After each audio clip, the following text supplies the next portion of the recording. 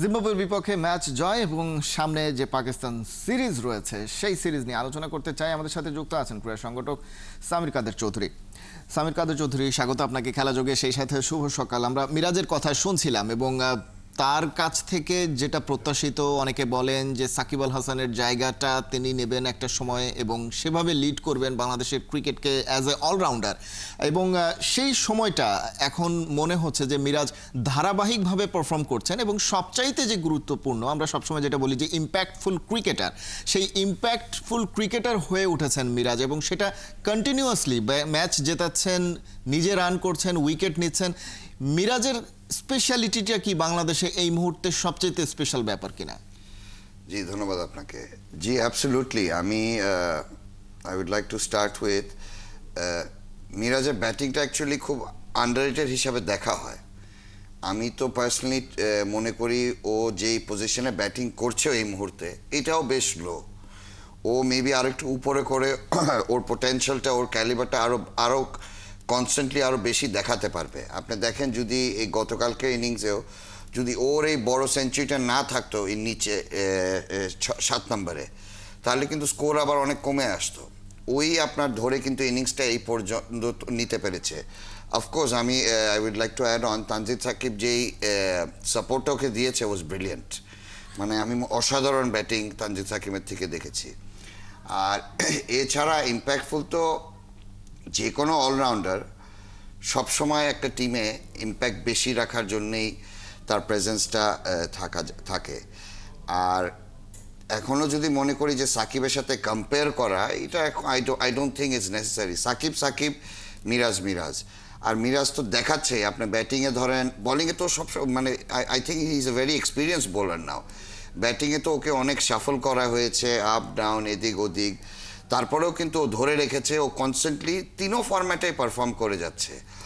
তারপরেও আমি যেটা বলতে চাই যে ওকে যদি একটা ফিক্সড ব্যাটিংয়ে ধরেন এক্সকিউজ মি দিয়ে রাখা হয়, তাহলে আমরা ওর থেকে আরও বেটার এক্সপেক্ট করতে পারি। আমি কিন্তু অ্যাকচুয়ালি গতকালকে ওর পারফরমেন্সে এত সারপ্রাইজ না, বিকজ আমার ওর প্রতি ওই বিলিফ, ওই আশাটা সবসময় ছিল যে হি উইল অলওয়েজ পারফর্ম। আর সেটা সে করে যাচ্ছে কনস্ট্যান্টলি বেশ কিছু। এবং আপনি যেটা বলছিলেন যে অ্যাক্রস দ্য ফরম্যাট তিনি আসলে পারফর্ম করছেন এবং তার ব্যাটিং অর্ডারটা কখনো তাকে ওপেনার বানিয়ে দেওয়া হচ্ছে, কখনো তাকে একেবারে লেজের দিকে নামানো হচ্ছে। এই সিচুয়েশনের সঙ্গে মানিয়ে নিয়ে একটানা পারফর্ম করে যাওয়া, এটা কি মিরাজকে বাংলাদেশের একটা সময় গিয়ে একজন অন্য লেভেলের ক্রিকেটারে পরিণত করতে পারবে কিনা? আমি এখনো ওকে অন্য লেভেলের ক্রিকেটার হিসেবেই দেখি। আপনি যেখানেই বলেন, আমি ওকে খুব হাইলি রেট করি বাংলাদেশ ক্রিকেটে। বহু আগের থেকে আমার মনে আছে, ও যখন প্রথম আসে, তখন আমি কিন্তু ওকে ব্যাটসম্যান হিসাবে জানতাম, বাট বাংলাদেশে তখন রেগুলার বোলার হিসাবে খেলছিলেন। তখন আমাদের যে কোচ বাবুল ভাই আছেন, তো ওনার সাথে আমার আলাপ হচ্ছিল। তখন উনিও আমাকে বলছে ও তো অ্যাকচুয়ালি ব্যাটসম্যানই, ও তো বাংলাদেশ টিমের আগে 3-4 ব্যাটিং করেই ও সবসময় খেলেছে।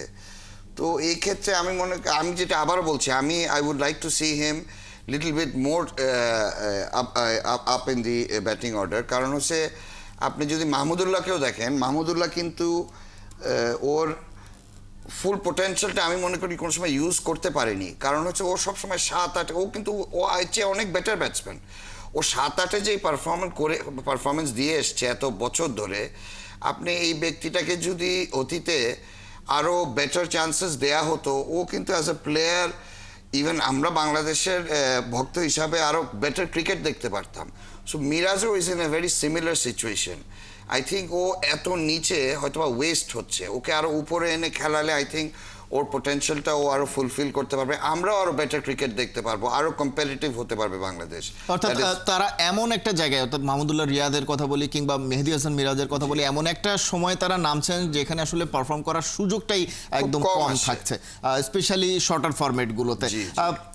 কিন্তু জিম্বাবুয়ে সিরিজটা নিয়ে তো আসলে আমরা আলোচনা করছি। জিম্বাবুয়ে সিরিজ নিয়ে তো সাধারণ মানুষের ভেতরে একটু আগ্রহের ঘাটতি দেখা গেছে। আমাদেরও রিপোর্ট হয়েছে যে গ্যালারিতে দর্শক আনা যাচ্ছে না। প্রথমত হচ্ছে যে টেস্ট ক্রিকেটটা হয়তো বা অনেকে এখন এতটা পছন্দ করছেন না টি-20 গ্ল্যামারের যুগে। দ্বিতীয়ত হচ্ছে জিম্বাবুয়ে খুব একটা গ্ল্যামারাস দল নয়, বাংলাদেশ হয়তো বা সেভাবে ম্যাচটা জমিয়ে তুলবে এরকম কেউ প্রত্যাশা করে না। বা এই বিষয়টা আসলে আপনি কিভাবে দেখেন যে বাংলাদেশ দল জিম্বাবুয়ের বিপক্ষে খেলছে, এই কারণে দর্শকদের আগ্রহটা কম? আমি মেবি আপনি যেটা বলছেন টেস্টের ক্ষেত্রে, but test is still the premium format. এটা হলো the most at the top level of cricket I think. But দর্শকের ক্ষেত্রে হয়তো বা আইপিএল চলছে, ওই জন্য হয়তো বা আপনার তাদের ইন্টারেস্টটা টেস্ট ক্রিকেটে কম আসছে। আর আরেকটা সেন্স, আপনি যে জিম্বাবুয়ের ক্ষেত্রে বলছেন, আমি কিন্তু ওটা ওভাবে দেখছি না এখন। কারণ হলো জিম্বাবুয়ে মেবি অনেকে আমি দেখছি যে বলছে যে জিম্বাবুয়ে আর বাংলাদেশ সেম লেভেলের টিম। আমি এটা অ্যাবসলিউটলি এটার সাথে একমত না। বাংলাদেশ মাচ বেটার টিম দেন জিম্বাবুয়ে। আর গতকালকে যে রেজাল্টসটাও হয়েছে, এটাতেও মানে মানে এমন বিশাল কিছু না, কারণ এটা is expected. This is how Bangladesh should be dominating with teams like Zimbabwe and others. বিশেষ করে ঘরের মাঠে। জি জি, আমি জিম্বাবুয়েকে ছোট করে বলছি না, they are very good team, but Bangladesh is a much much better team and this is how we should be performing. তো ওই ক্ষেত্রে হয়তো বা মানুষের ইন্টারেস্টটা একটু কম আসছে, যে না খেলা মজা পাবো না, গিয়ে বেশি ভালো কিছু দেখতে পারবো না। But on the other hand আপনার গিয়ে যদি যেত, গিয়ে এখানে গতকাল তো অ্যাটলিস্ট 2টা সেঞ্চুরি দেখতে পারতো, আপনার তাইজুলের বোলিং দেখতে পারতো, মিরাজের বোলিং দেখতে পারতো। অ্যাবসলিউটলি।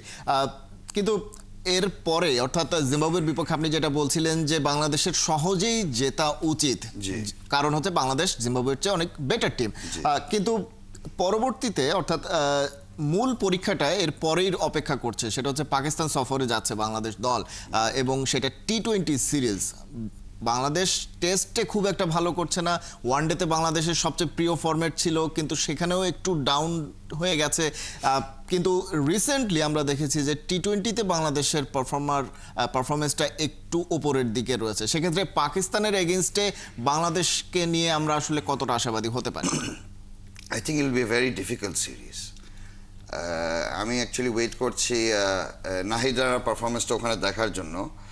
ওখানে আপনার স্পিনারদের আসলে এমন কোনো লাইফ নেই পাকিস্তানের উইকেটসে, বাট ফাস্ট বোলারদের ক্ষেত্রে if you are a genuine fast bowler, তারা অনেক কিছু করতে পারে। তো এখন নাহিদারা তো অতীতে করে আসছে টেস্ট ক্রিকেটে, তো এবার ও পিএসএল এ যেহেতু আছে, আই এম ভেরি ইগার যে ওখানে ও কী করতে পারে।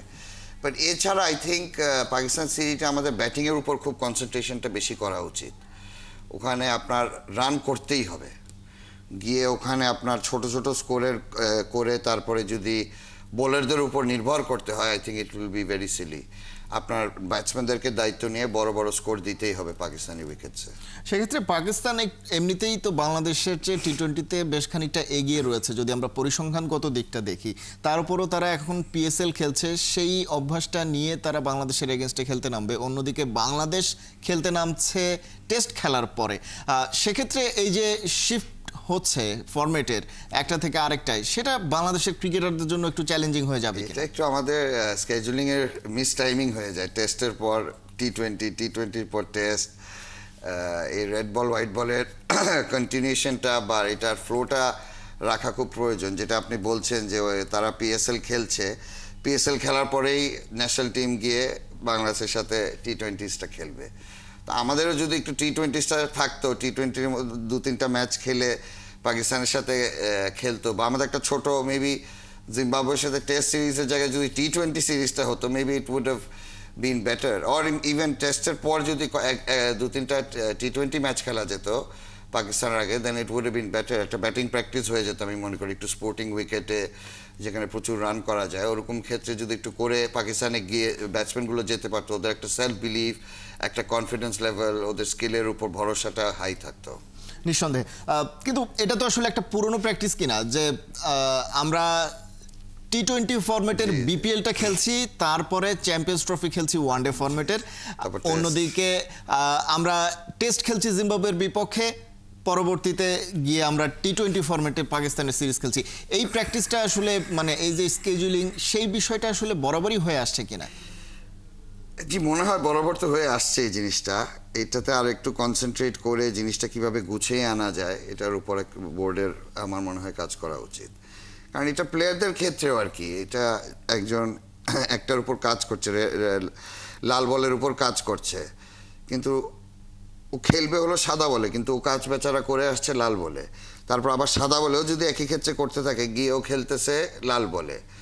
এটা ইভেন প্লেয়ারদেরকেও মেবি একটু স্পেসিফাই করে দেওয়া উচিত। যেমন আমি মনে করি মমিনুল খুবই ভালো করে, I think all throughout the year he concentrates only on red ball, আর হয়তো বা প্রিমিয়ার লিগটা খেলে আপনার। তারপরেও আই থিঙ্ক মেন্টালি ওর কনসেন্ট্রেশনটা লাল বলের উপরেই থাকে। তো ওরকম করে প্লেয়ারদের সাথেও যদি সিলেক্টররা, কোচরা ওভাবে যদি আলাপ আলোচনা করে নেয় যে তুমি এইভাবে নিজেকে প্রিপেয়ার করতে থাকবা, তুমি সাদাতে প্রিপেয়ার করতে থাকবা, ইভেন বোলিং ক্ষেত্রেও with the red ball bowling and the white ball bowling, I think there is a difference, পার্থক্য থাকে দোনোটা বলে এক এক ফরম্যাটে এক একভাবে বোলিং করা। তো সে যেমন সবাই তাইজুলকে red ball left arm spinner হিসাবেই নেয়, তো ঠিক আছে যদি ওরকমভাবেই নেয়, কিন্তু ও তো আবার হোয়াইট বলে ওডিআইতেও ভালো বোলিং করে যখনই চান্স পায়। তো ওরকম কিছু প্লেয়ার যদি দোনো ফরম্যাটেরই জন্য, দোনোটা বলের জন্যই লাগে, তিনও ফরম্যাটের জন্যই লাগে, তো ওভাবে এগুলো সিলেক্টার্স, কোচ তাদের আলাপ করে নেওয়া উচিত আমার মনে হয়। আই এম শিওর তারা করেনও, এটা আর একটু ডিটেলে করা উচিত সো দ্যাট প্লেয়ার্স নো কার কোথায় কি বেটার দায়িত্ব। কিন্তু এই সময়টাতে অর্থাৎ ক্রিকেটের প্রচুর ম্যাচ হচ্ছে, কন্টিনিউয়াসলি বিভিন্ন ফরম্যাটের ম্যাচগুলো দলগুলোকে খেলে যেতে হচ্ছে। অন্যদিকে আমরা দেখি যে সেই কারণে বড় বড় দলগুলো সাধারণত 3 ফরম্যাটে 3টি দল গড়ার চেষ্টা করে। বাংলাদেশের ক্ষেত্রে সেরকম কিছু করার জন্য অ্যাভেলেবেল প্লেয়ার আছে কিনা, এবং সেই প্লেয়ারগুলো আলটিমেটলি সেভাবে স্পেশালি গড়ে তোলাটা সম্ভব কিনা? না, আমার মনে হয় আমাদের যথেষ্ট প্লেয়ার নেই। যথেষ্ট বলতে খুবই কমই আছে।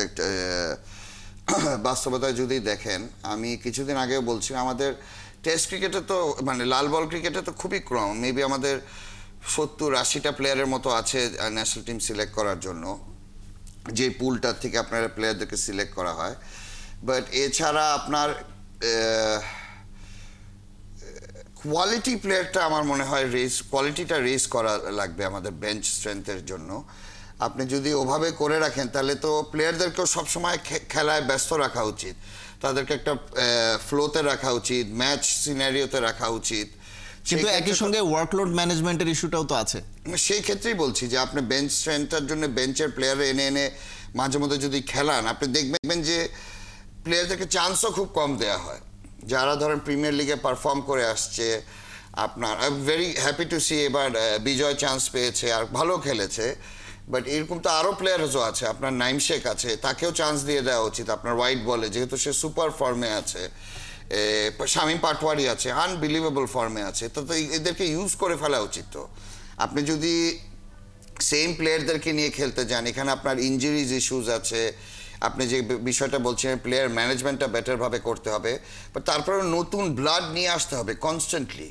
আপনি এই যে এরা খেলে যাচ্ছে না, এদেরকেও ব্রেক দিতে হবে, এদেরকেও রেস্ট দিতে হবে। যারা খেলে যাচ্ছে তাদেরকে ব্রেকে আনতে হবে, রেস্ট দিয়ে নতুন ব্লাড আনতে হবে, নতুন প্লেয়ার্সদেরকে খেলায় খেলায় বেঞ্চটাকেও রেডি রাখতে হবে। আপনার আমাদের ন্যাশনাল টিমে এরকম অনেক হয়, হঠাৎ প্লেয়াররা এসে জাস্ট টিমে ঢুকে গেল, খেলতে হয়, it is lot of pressure for them. But তারা যদি ওই খেলার মধ্যেই থাকে, ন্যাশনাল টিমের আশেপাশে খেলতে থাকে, তারা আপনি ধরেন মোহাম্মদ মিঠুন, ও ওদের মোটামুটি ভালো, ও ন্যাশনাল টিমের সাথে কিন্তু আগে বেশ কিছুদিন ধরে ছিল, তারপরে ছিল না, তারপর এখন আবার পারফর্ম করতেছে। বাট ও তো ন্যাশনাল টিমের ফরম্যাট জানে, মেন্টালিটিটা বুঝে, বেশ কিছুদিন ধরে খেলেছে, এদেরকেও চান্স দেওয়া উচিত, বিকজ ওরা তো ভালো খেলে আসছে। ইভেন মোসাদ্দেকও সুপার প্রিমিয়ার লিগ খেলেছে। আপনি এদেরকে এনে ইউ নেভার নো ওরা কি পারফরমেন্সটা দিতে পারবে। হয়তোবা যখন খারাপ খেলেছে টিমের থেকে বের হতে হয়েছে, এখন তো আবার ভালো খেলছে, so they should be given a chance.